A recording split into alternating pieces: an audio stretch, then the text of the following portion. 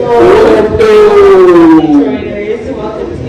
the People Mover Podcast. Where we discuss everything from living in Detroit, life lessons and experiences, dating, relationships, pop culture, and much, much more. We explore the power of social connection through conversation. We literally want to move the people. It's your host, Miracle, and our other host, Malcolm Elliott, and this is episode... Who even knows? This is a new episode. This is the African World Festival. World Festival live in the heart of downtown Detroit at Hart Plaza. I don't know if it's episode 27 or what, but we're here outside. Clap it up for yourselves, you made it here. The 42nd annual African World Festival. It's a huge deal. This has been happening since 1983. 1983? The 80s is crazy. The 80s is crazy. We're just celebrating African diaspora, culture and style and all of the above today, And just the fusion of African culture and Detroit culture. You know what I'm saying? Because Detroit culture is black culture. Facts. So I'm like, and black culture and African culture, I feel near each other. And I feel like you probably are like one of the best people to give perspective on that, being like a Nigerian-born American. You know what I'm saying? I feel like this is you should get 20 plus attack points for being that. 50. You just gotta get a power up for walking in here. I agree. I am Nigerian, so I have a little bit of history with African culture. I lived in Detroit, I lived in the U.S., so I have a little bit of culture. You're a Detroit born and raised. Yeah, so I can give kind of a perspective of somebody that's born and raised here, who kind of sees the world from that kind of lens. Yeah. Yeah, I don't know, it's always I feel like being friends with you have given me such insight to African culture that maybe a lot of people don't really get a chance to experience for real. Exactly.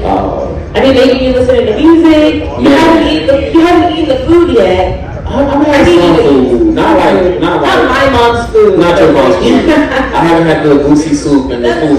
Still the authentic. It changes everything. But no, half my playlist is literally Afrobeat music now.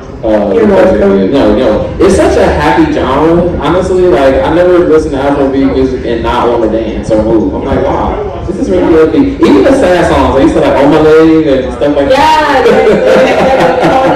You guys sad songs be why am I dancing to this sad ass song? We do have a little bit of it makes you want to move your body. When you come from a lot of struggle, I feel like there's a lot of similarities with African culture and African American culture. Yeah. Just black culture and the diaspora. Yeah. All over. It's not like black people are not suffering maybe worldwide. Yeah. No, 100%. Do you taste culture, food, all the joys we create for ourselves, you know what I mean? Despite all the suffering. It reminded me of that t-shirt Andre 3000 wore on his performances, and it was across cultures, darker skinned people suffer more. Why is that? You know what I'm saying? And so across the world, usually the darker skinned people get the harder end of the stick. Exactly. You feel me? Speaking of t-shirts, I want to point out to the guys, we got an official t-shirt. Official t-shirt, so real podcast. We're a real podcast. But, if you guys want to cop some merch, let us know as well. 100%. Merchandise. We're posting on YouTube, 3,000 subscribers. So this is our first live podcast session. So we're kind of happy to be here. Yeah, we're stoked to be here. Thank you. You guys, thank you guys so much. Our studio audience. If you want to give some credit to some Detroit-based and black-based radio communications people. Oh yeah, 100%. You want to shout out some people who've kind of... Okay, I play the saxophone, so I see Jazz from Detroit. I'm going to tap in. Okay, for sure. Appreciate that. We want to talk about the history of black radio legends in Detroit. Thank you. I know all. You know John Mason? I feel like we all know John Mason. John Mason. You know Tom Joyner? I know Tom Joyner. Yes, sir. We're here. Yes, let's go. Listen, I know growing up It was Tom Joyner and Steve Harvey in the morning. You feel me? Steve Harvey. Yeah, Steve Harvey that's a was big name, but he kind of does Detroit radio too, right? Yeah, no, 100%. Him and nephew Tommy, you feel me? Now, Tom Joyner, I remember he had the original song and then he switched to the new opening song. You feel me? oh. It's the time to morning. Then he switched to the Sleepy Brown and the Outkast. Like, I like the way. Yes, exactly. He kind of switched it up a little bit. That shit was a classic. It was a classic. And then Mason, I mean, as a diehard Pistons fan, you cannot like know and love John Mason. John Mason is a Detroit basketball. Even when he did like the playoffs for the Pistons and was doing like that was so legendary, like the announcements for the players coming in. He was like, "No, it's a big shot, Chelsea, don't play." Phillips, you know, it was like that. It was like that. No, shout out to Mason and Tom Joyner and Steve Harvey. Yes. Steve Harvey, you had a school for a while that week, but we are here. We are. Yes, I didn't know he was. No, you know back in like the '90s, we had the Steve Harvey show. You know what I'm saying? The Steve Harvey show. That's why people talk like a hairpiece, because people thought Steve Harvey hair was real. He turned out to be bald. That whole thing. He had like the wig cap? No way! Oh my god! I had no idea. I never knew Steve Harvey. I'm not gonna lie. We probably know more about Steve Harvey because of that daughter than for his own contribution. What radio station is he on? 92.3 still. Yeah, okay. But it's all those people that paved the way for us. Yeah, literally, like, honestly, black media, black communications, it's a big, they're legends out here. You know, it does matter. Black stories matter. 100%. You know, people need to hear what we have to say, like African stories, black stories. Speaking of, as again, a Nigerian-born person, like, what was it like growing up in, like, an African household compared to, like, US? I feel like we've all seen the TikToks about African parents. It is strict as fuck. Strict, you know, okay. It's strict as hell. You can't go out.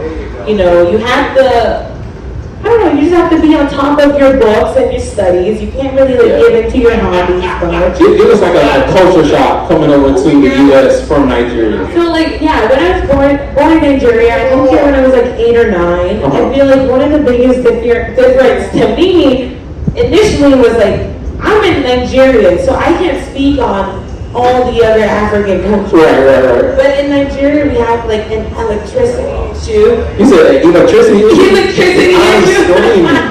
So you're saying at certain points of time in the day, y'all had no electricity? Yeah, no, not certain points. Like sometimes it was like weeks. And then like obviously when light comes on, like the whole fucking nation. You said so was Ghana too. Ghana too? Okay, honestly, I thought Ghana was more advanced. Weeks without electricity is crazy. No, I swear, like it goes in and out. It goes in and out. Okay. In Nigeria, you would go weeks without power. So when I moved to the U.S., I was literally like, when does the power go off? I was like, God. I was like, when is it the time where the power goes off? Electricity for a So week. there was a lot of like culture shocks. I feel like.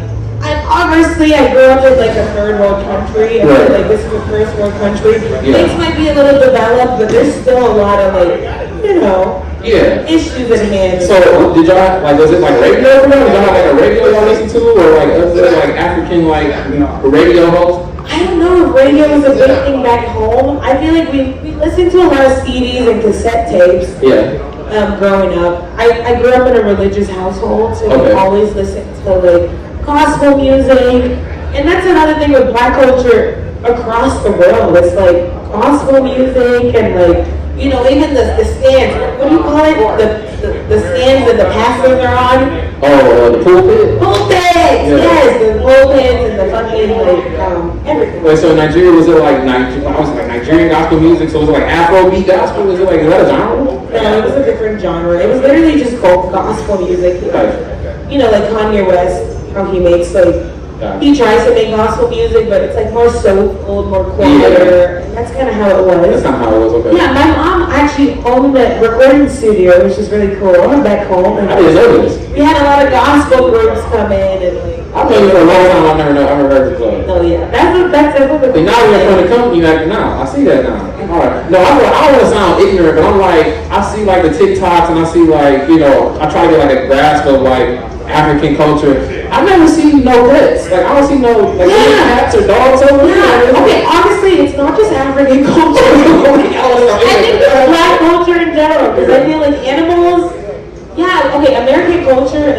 American, all American culture, they do take pets as like, you know, friends and all. Right. I feel like in black culture, they kind of had to grow to like find pets as like domestic animals. Yeah. Police brutality and all the shit that happened, they use dogs to attack black people, you know what I mean? Yeah. So I don't know how it evolved here, but back home it's all like security for the most part. Okay. You know what I mean? It's not really domestic. So dogs that y'all see is like police dogs, not like domesticated dogs. It's like security dogs, I guess. See, I don't know, some 7-mile people probably think y'all got like pet hyenas. Hyenas, they think we have lions as a security dog. Pet lions. Yeah, exactly. It's crazy. No? I'm like, I don't know what's on it, but I ain't never seen no cats or dogs. No. We do have dogs, but I feel like a lot of people, we don't have dogs like the Western world has dogs. Yeah. But we do have pets and we have animals, and I do feel like one thing we are a little bit like superstitious about are cats. Yeah, that makes sense. Especially black cats. They're like, oh, this is kind of demonic and satanic. I'm screaming. I feel like the Western world tries to demonize a lot of stuff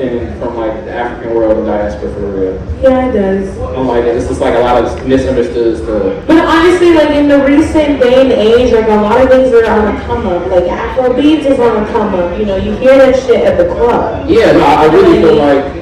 And I feel like a lot of like even style and culture in Detroit, like I know there's the Sheikies here, but I mean there's the Sheikies on the street. People have African print in their clothing these days. You know, I feel like we're kind of merging cultures a little bit. Now, from my perspective, I feel like in the early 2000s, you know, Afrobeat was still a thing because, you know, you had like the Sean Pauls and people like that. But I feel like, you know, American artists kind of like. She's not African. But I feel like kind of like the American artists like Chris Brown or like Beyonce kind of latched onto that Afrobeat sound, and then now you kind of see it. Because I feel like at first, like when I think of like how African people are portrayed in the media, my mind instantly go to like Michael Blackson or something like that. I don't know, like you as an African feel like about somebody like Michael Blackson. Michael Blackson, oh my god. I don't know, because I have coworkers who are like, oh, look at this really cool comedy skit, and it's Michael Blackson. He's just, I mean, I see why it's funny. It's an exaggeration of African culture. And that's exactly what the vibe I get. I was like, to me, this might be funny because I'm not immersed in the culture. Yeah. But I'm like, I feel like to somebody who's African, this might be OD. Like, I feel like there's the TikToks of people like being obnoxious or like trying to do like fried chicken and Kool-Aid and watermelon and instead of doing over the top. to like feed into stereotypes. To like get views. I feel like that's kind of what he's doing as well in our culture. But I mean, he is funny sometimes. I'm not gonna hold it. Right. I find myself giggling at some jokes. I just think it's OD. He's just doing a lot. It's kind of cringe to you. It's more cringe to you than other African people than it is to us. I get that. I do. But you know, he's appealing to a certain demographic though. Yeah. But now I feel like it's a lot more representation in media because like now when you think about it, it's like Shinsia or Tyler. You know what I'm saying? Like, so I feel like not just the music, but they now becoming more of like, I don't know, like public figures that people just like recognize now, as opposed to, not that we didn't recognize Sean Paul, but I just feel like it's more accepted, you know what I'm saying? It's more, and it's more variety. Like before it's like, oh, Sean Paul, but now like you're saying, exactly. Tyler, Ever Star, you know, even Davido, he's on a lot of. So I'm like, a lot of African artists are like merging with American artists. Chris Brown, obviously, he loves like African culture. Absolutely. Can I tell you about I love Chris Brown, but I'm just like, I don't know, man. I don't know, you know.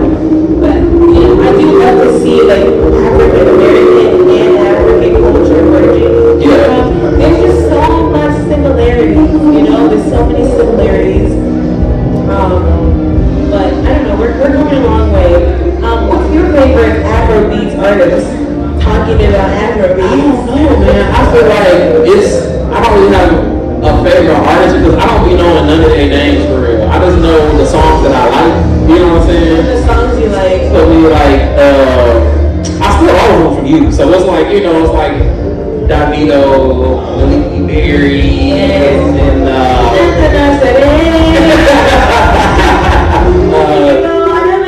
see, I don't even know what none of their names. Is that Davido? I don't know. I swear to God, no, I'm not gonna lie. There's a lot of African songs that I listen to that I don't know. Yeah, it's like a one-hit wonder.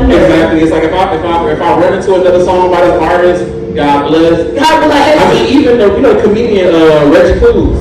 Reggie Cruz is actually African, and he's got that song "Baby I Sent You." That's by Reggie Cruz. Yeah. So a lot of people know him for his comedy, but he also makes Afrobeat music too. Yeah. You know what I'm saying? I was gonna ask you, like, obviously you were born here, but like, have you tried to dig in your roots? Is there something you do that makes you feel like very like in touch with your roots, your African roots? Honestly, I know you were like, I'm looking for a dashiki to wear, and I'm like, how do you feel when you wear a dashiki? first of all, I'm trying to find me a shot that I find fine team. You know? I know you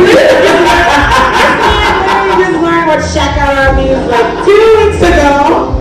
Shout out to Sakara Boy. Like a new vocabulary, shakara. No, facts. Every time I meet somebody out there, I'm like, Shakara girl.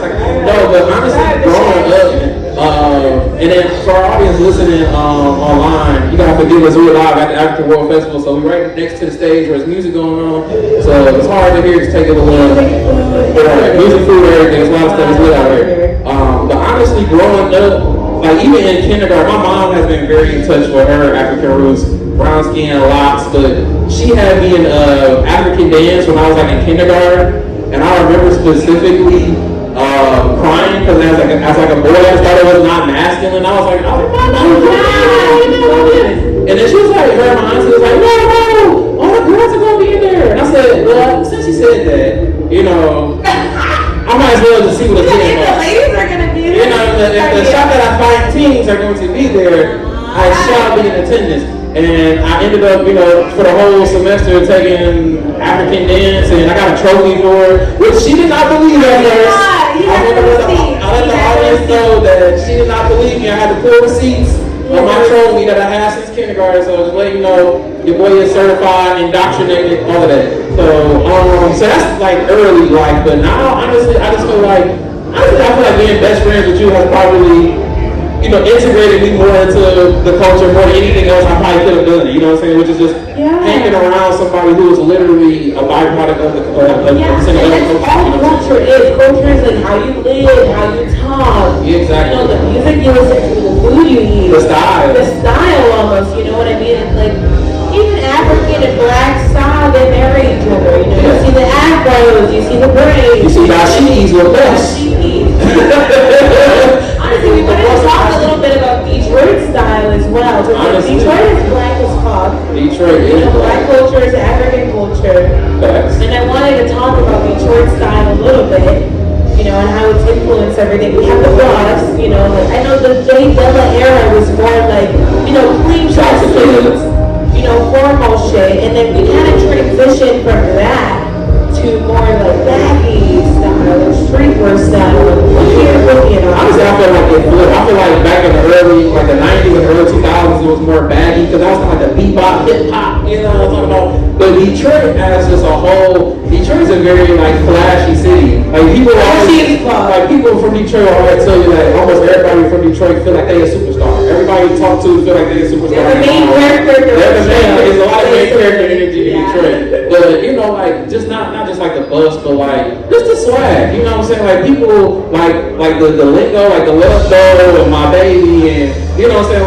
Like we go other places and people can automatically tell like, are you from Detroit? You from Detroit? I can tell. You know what I'm saying? Like what up though? Oh, you from Detroit? You know what I'm saying? You wearing bus. You wearing bus? You from okay? Because now you see other places where it's other cities that try to claim they had bus before us, but we had to shut all that down. We had to shut all that down. But no, Detroit. What do you think of the more clean cut wear? Street style wear. Even from before the hip hop era, like you go back to like Motown. You know what I'm saying? Like you can go way back, like that style.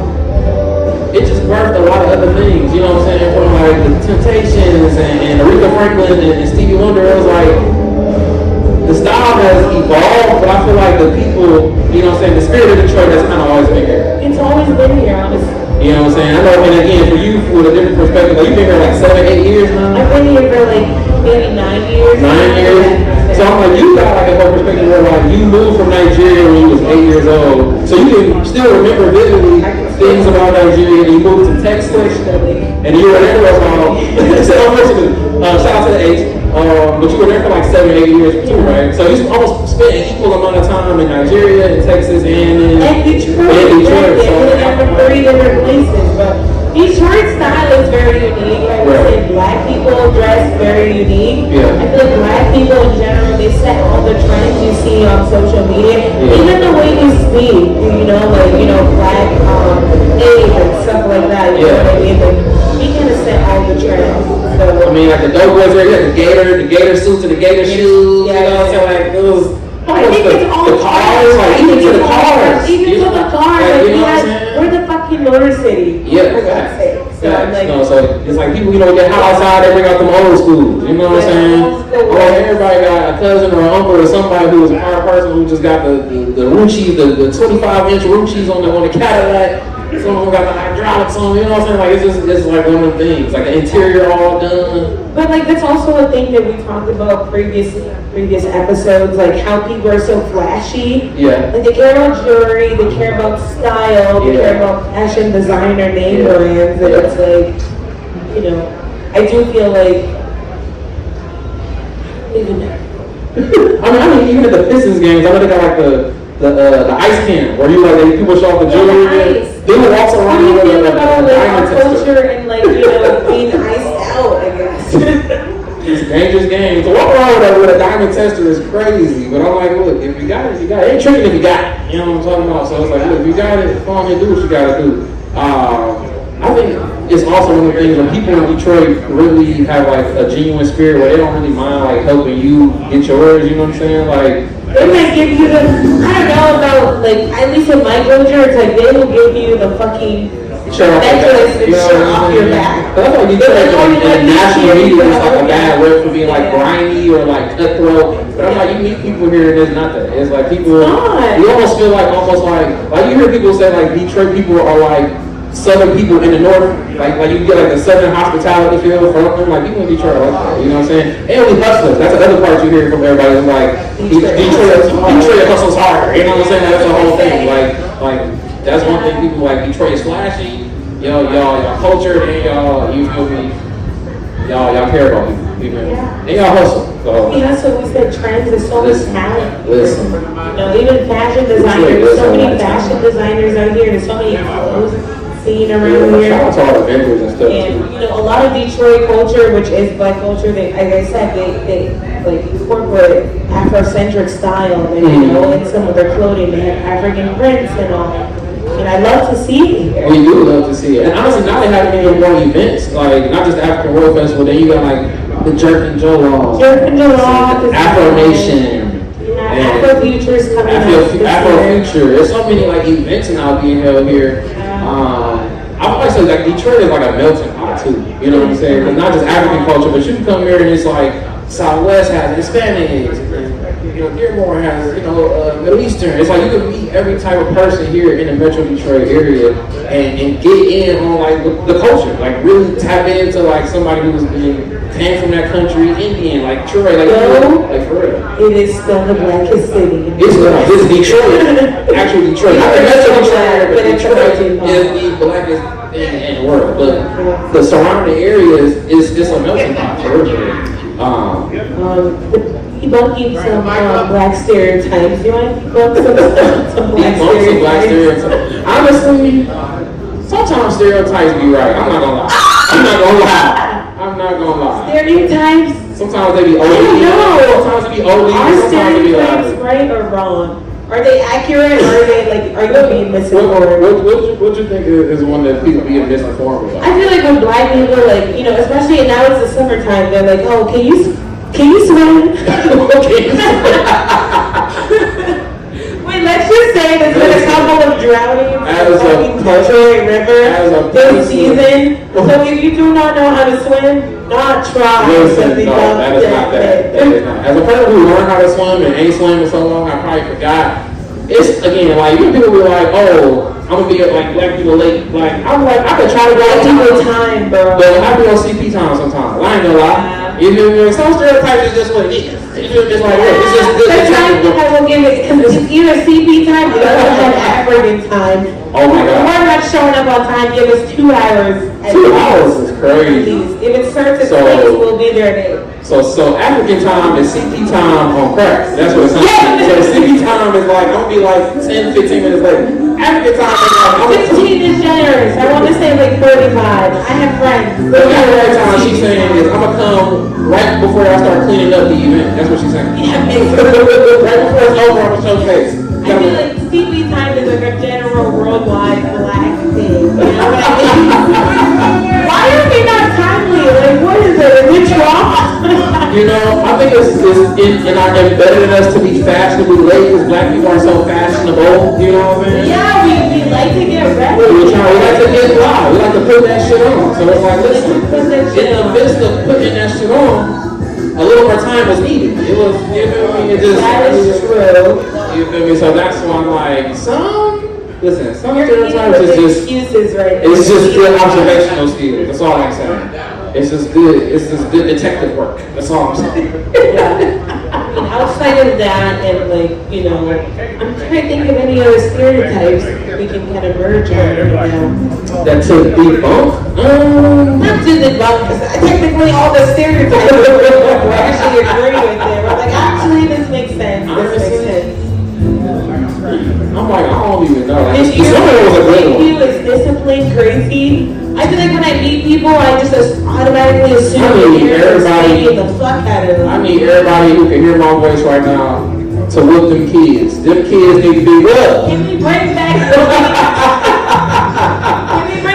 There's too many kids I need to not get whooped enough. I'm not saying beat the kids, but whoop the kids, okay? I feel like African and Black American culture merge discipline. Yeah. Because obviously we both kind of look at people who are not Black American and African. Like, yeah. Your mom probably was not whooping that ass. Man, time out is not enough. Time out, because this the lions is outside with the switches, okay? So we got to do something to fight back, okay? And time out and a stern talking to is not working. Well, what do you think about physical discipline? Because that's a big thing in our culture. You're right, because a lot of people, it's a thin line between whooping your kid and abusing your kid. Like, discipline and CPS being called for two different things. I'm not saying abuse, but what I am saying is that, in my opinion, I feel like this is like physical discipline, like from a young age for a child, it teaches them that sometimes life has hard consequences. You know what I'm saying? And at this moment, it's not life or death, but in the streets when you get older, it could be. You know what I'm saying? So I'm a proponent of, this is coming from a person, I ain't got kids, okay? I don't got no kids. But I be seeing other people kids all the time, and you know, you ever see somebody's kid acting out and you can't discipline them because you're like, this ain't even my kid. But I be like, if you was my kid, your ass would be beat. I would drag you from here to 8 Mile and back. So again, I'm not saying you gotta abuse your child, but what I am saying is whoop them damn kids. That's my final thoughts. So that's you agree with like disciplinary action? Yeah. I say, you know, with my mom, shout out to my mom. She will always, every time I got a whooping, I can count on one hand how many whoopings I got my whole life because whoopings was not fun. Whoopings was not, I was a good kid, okay? Whoopings was not fun, okay? So every time I got a whooping, I can tell you I deserved it, and my mom also explained to me why I was about to get a whooping. She was like, you know, I love you, but I gotta discipline you because this, that, and third can't keep going on in my house, under my roof, with my clothes on the back, and all this stuff. I'm like, okay. It makes sense. It didn't make me cry any less, but I understood, okay? Because as a kid, you was like, get it over. But, I don't know, I also feel like when my mom whooped me or my dad whooped me was two different things. Like my mom, when she whooped you, she'll put on the headband, she'll warm her, you feel me? She'll stretch, she'll throw on her favorite playlist. She's like, it's like she was enjoying it too much. Like, I don't know, you feel me? My dad, he'll pop you on the hand twice, and then he'll lecture you for like 30 minutes. Like, you'll be crying like, and he'll be like, in African culture, they don't even want you to cry. They're like, I don't want to hear it. My dad very always be like, you better stop crying if I give you something to cry for. Give me something to cry I'm for. like, you already giving me something to cry for. That's why I'm crying now. That's why the tears are falling from my face now. If I had nothing to cry for, I would not be crying. I don't know, it's not clicking to me. It's not proper, but no. If you ask me my opinion on physical discipline, whooping their kids because they grown up to be YNs and YNettes with the switches outside, and that's why Detroit put a curfew in the streets to get these YNs off the street. There's a curfew up here in the studio. Because it's getting too wild. Yeah, Y'all still shooting at the fireworks. I can't even see rocks flying in the sky and bursting the flames without somebody getting shot. Kids gonna do like you think your mom broke down things which disciplined you, and I feel like it's a big thing. It's like kids need to understand physical, like just physical discipline or whatever you want to call it. It only goes so far if it's just physical. Like words are important as well. Breaking things down is important. I feel like in our community, in Black communities, African communities, we need to be more verbal, even with kids. You know what I mean? Like you're able to understand now that you're older what your mom was saying. Where she was coming from, because she used that verbal, language. So, and not even off the like being dangerous as far as like switches and weapons and growing up to be dangerous human beings, but also. Like sometimes you see like even like tobacco products. Like I was at the park the other day and seen a little girl walking in the chest, no older than 6, 7 years old, and she had a vape in her hand. But I feel like we are under a lot of stress. But they're under stress a 7-year-old had. When I was stressed, I watched wrestling. You should not be having and play video games. I feel like there needs to be more outlets for Black people as a community, which is why I love things like this festival. I love, I know the jazz festival is coming up, and all the hostings in Detroit to kind of give people a space to bring their families out. I feel like we deserve that. A safe space where we can all gather. A safe space where we can all gather and have fun, because there's a lot of trauma that happens in both communities. You know what I mean? No, I get that. Black communities in general. No, I get that. But what I'm saying is, if you are a child, you shouldn't have access to tobacco products or anything like that. If mama would have caught me with any type of thing like that, I would probably still be getting whooped. I'd probably still be, she'd probably be in jail. I ain't gonna lie. Which is why we do need to bring up this. I had a couple questions I was going to ask you. If there was ever like a Detroit radio station memory that makes you smile or laugh. Like, have you had anything crazy on the radio? Like, there's always like crazy scandals. Like, radio, they're always like, oh, my husband did this. And the morning radio shows used to be so funny on the way to school because we was only in the car for about 15 minutes top. But I feel like we would hear so much stuff. We used to have a section, the strawberry letter. We used to write letters to the radio station to read them on home, live on the air. Or, they would do pranks and stuff. So I don't know, I feel like most of my memories is just me in the backseat of the car with my siblings on the way to school, half asleep. You know what I'm saying? And just listening to either Steve Harvey or Tom Joyner just be funny on the radio. You know what I'm saying? Like nothing specific, but just funny stories that you would just hear like, and maybe I didn't even fully understand the stories. I'm just listening like, grown people are crazy. You know what I'm saying? Like, why would you write up a letter to the radio station and say this? I agree. No, honestly, I can't even think of many stories because since I became an adult, I don't even listen to radio as much. Yeah, the radio. So growing up, that was the only thing that was on. And I only listen to gospel radio, to be honest. So I wasn't really like... A sanctified woman. But, yeah. And also, religion is a big thing in our culture. In African culture, religion and spirituality is a big thing. We think differently about certain things like tattoos and piercings and stuff like that. Piercings, it's like a cultural thing and stuff. It can also be like spiritually bad. Like tattoos be. I don't know how the Detroit culture is, but the Black culture is. I know it's like tattoos and piercings. Some areas in Africa they got like the big lip gauges or big circle ear gauges, and then like the tattoos where it's like they pick up the skin and it's like multiple. You know what I'm saying? So it's like all that stuff is more culture in Detroit.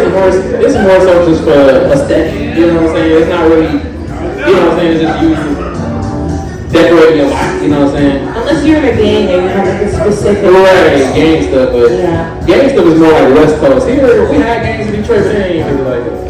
Now, do you feel like, how was your mom's reaction to your piercings and tattoos? Because I don't have piercings. I talked about this on Shaka's episode when I got a nose ring. My mom was so upset. Oh my God. And she's still like, I got it when I was 18, and when I was like 22, she still was like, can you take this out when I'm hanging out with you? I feel like in African culture, at least Nigerian culture where I came from, it's like piercings and tattoos are like catered to like gang work and danger, stuff like that. It's not just aesthetics, it means you're a bad person. Yeah. But you want to stay away from that.